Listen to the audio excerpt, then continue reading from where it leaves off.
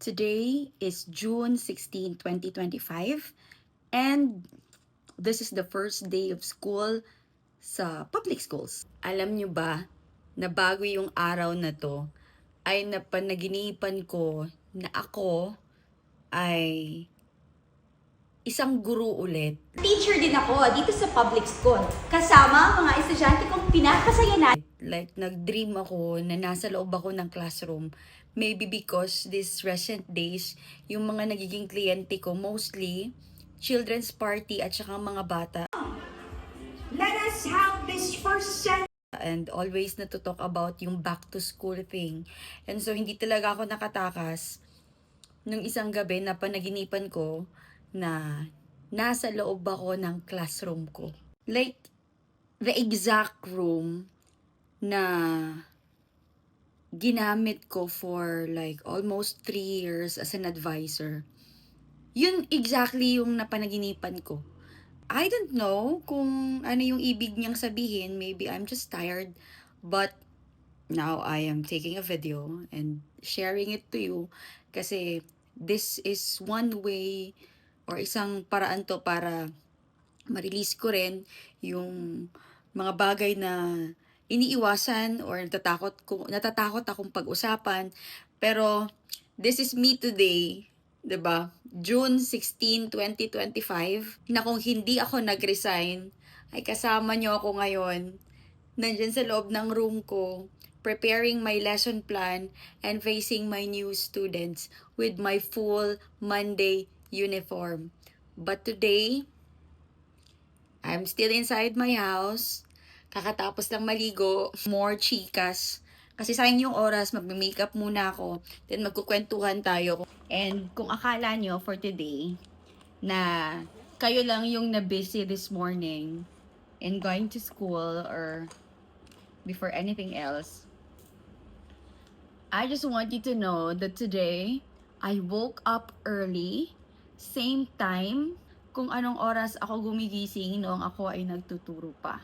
Bumisita ako sa isang school and attended yung normal na flag up, yung flag ceremony. Kasi nga, gusto kong ma-find out yung feeling ko nung isang gabi na bakit parang, alam mo yun, okay naman ako, pero parang ang daming paano kaya pag ganito? Paano kaya? Kamusta kaya yung ganito? Paano kaya pag teacher ako ulit? Nakakamiss naman yung mga flag up, yung kids, ganon, morning ceremony. So what I did, I went out this morning. Di pa ako naligo ngayon pa lang ako naligo. Missing ako ng maaga and I have attended the flag up. The first flag up for this school year. No, 2025 to 2026. From the prayer, from the singing of Lupang Hinirang, the regional hymn, DepEd hymn, city hymn, and the DepEd division hymn, pinakinggan ko lahat. And yung inaakala ko magiging feeling ko na, alam mo yun, may pagsisisi ng konti, iba yung naramdaman ko kanina. Kasi after that, I left. I met some of my katrabaho before, like mga kasama kong boss, ganon. Nagkamustahan ng konti. While I'm talking, I'm gonna fix myself kasi wala na akong oras, guys. I have to host a party tonight. Pumunta pala ako doon. Parang pumunta ako doon, hindi para magsisi, hindi para alalahanin yung kahapon, kundi parang nandun ako at mas lalo akong naka-feel that what I did, kung ano yung mga naging desisyon ko last time, buti na lang, parang ganun. Ay, buti na lang, parang ganun. Ganun yung feeling ko kanina na, ay, hindi na ganun yung, wala na masyado yung excitement as a teacher. Hindi na siya ganun. So, ang hirap i-explain, pero kanina, nawala na yung feeling good na you feel belong.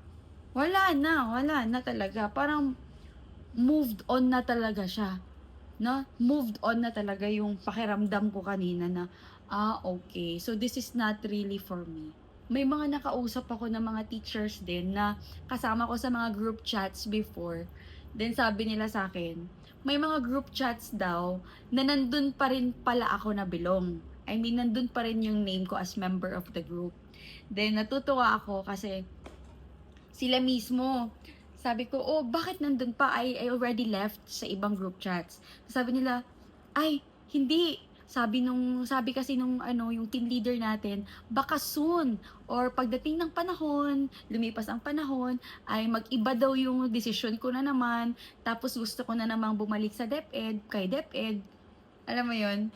So, pwede pa daw, kasi member pa rin daw ako ng group. You know, nakakataba ng feeling. Ang ganda pa rin pakinggan. Ay, talaga, muasa pa rin pala talaga na Pero kanina, na dumating ako doon, ang na-feel ko, parang, hindi na talaga guys, like, buti na lang at umalis na lang din talaga ako. Hindi na wala na yung heart ko. Hindi na siya ganun. Hindi na siguro din siya magiging ganun ka-happy if ever nag-stay din ako or hindi ako nag-resign. And so, ipinagpapasalamat ko talaga yung buwan na binigay ni Sara Duterte sa amin before. I cannot remember. If I'm correct, it's month of June. Yung month of June na yun kasi yung buwan na hindi pwedeng i-chat ang teacher.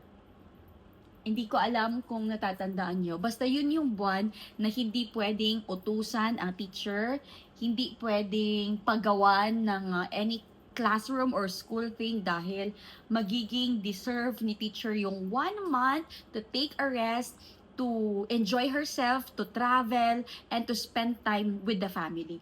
Parang yun yung purpose nung 1 month before the Brigada Eskwela month last time. So, na-realize ko na dahil dun sa month na yon, thank you so much VP Sara. Kasi yung time na yon, dun ako nag-full blast as host pala. See, ngayon ko lang nare-realize. Kasi, ever since nag-host ako, hindi ako nakapag-full blast. Kapag sinabi ko kasing full blast, every day, Monday, Friday, Saturday, Sunday, lalabas ako niyan. So, nung nagtuturo ako, Saturday, Sunday, tapos minsan nakakapagpahinga naman, and so on. But that time, sa month ng June na yon, every day, tapos halos 2 beses araw-araw. And after that experience, parang mas lalo kong na-realize, parang mas lalo niya akong kinukumbinsi that you have to quit your job. Ayun na yung signs. Ang dami-dami ng signs. Minsan kasi in denial pa rin tayo eh. Kahit na alam mo nang yun na yung sign, kaso takot na takot ka, shesh, huwag kang matakot. Huwag kang matatakot if ever. Kasi kung natakot ako last time, I'm so sure nandun ako ngayon, nagle-lesson plan, and maaga sa school, nagmamadali. I'm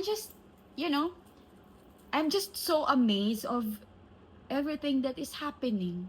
Parang, even to small things, like if there are times that you have to decide to something, kahit hindi pagdating dito sa career or what, minsan nandun na kasi yung sign. Kaso hindi mo kasi pinapansin, kahit alam mong yun na yung sign. Maliban dun sa mga nag-opening of classes ngayon, nakita ko excited yung mga students. May mga personalities na nagsosolicit. And of course, hindi naman ako superhuman, hindi naman ako bangko. I cannot, entertain everyone. And ang galing-galing din kasi nga may mga ganong bagay na ngayon. Kasi may isa akong kasama before, isa sa mga kasama, na early siya nakapunta sa akin. Tapos yung mga araw, God, na nakakapag-reply ako, like, nai-entertain ko, nakaka-reply ako ng detalyado. So, she's telling me na she only got 20 pupils, tapos yung pupils niya, yung parang medyo alanganin pagdating sa pag-provide ng mga school supplies. So, ako, I don't have time to buy naman talaga kung ako lang. Grabe. The school supplies for the 20 pupils was provided. And that is through the initiative of the teacher. And of course, konting tulong naman mula sa atin. His smile has saved me.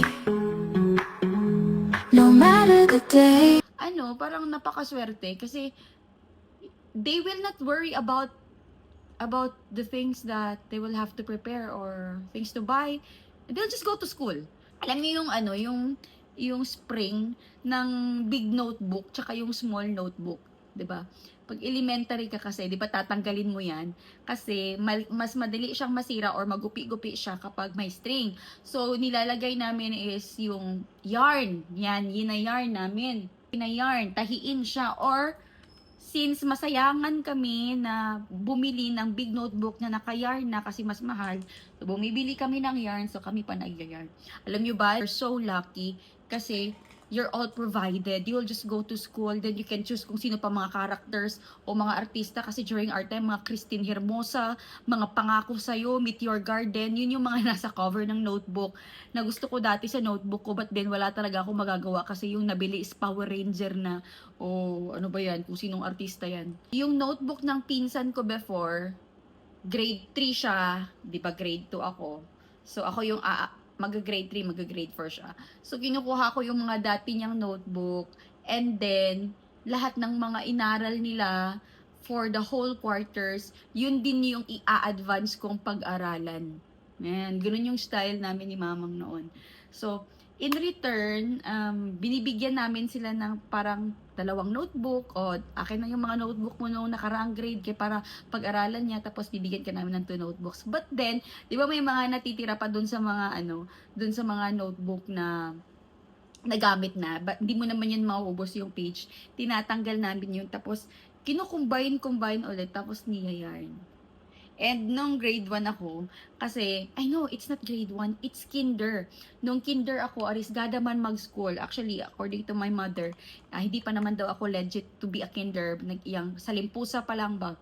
So salimpusa, mean to say, wala gyud ko'y grade.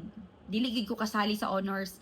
Basta naalang, like, ma-prepare lang akong mind na mag-school siya para kung mag-school na talaga ako, hindi na ako ma-shock.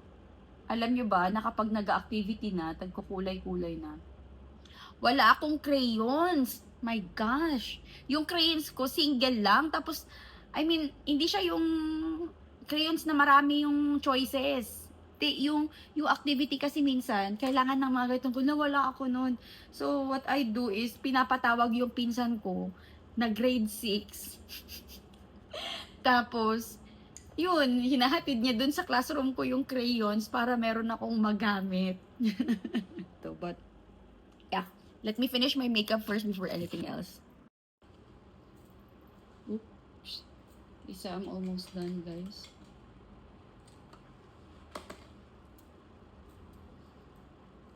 So, light makeup lang.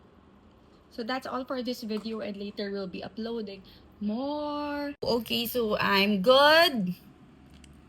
May party kasi akong pumuntahan, may debut, and so gusto ko pagdating ko doon, ready na ang lahat.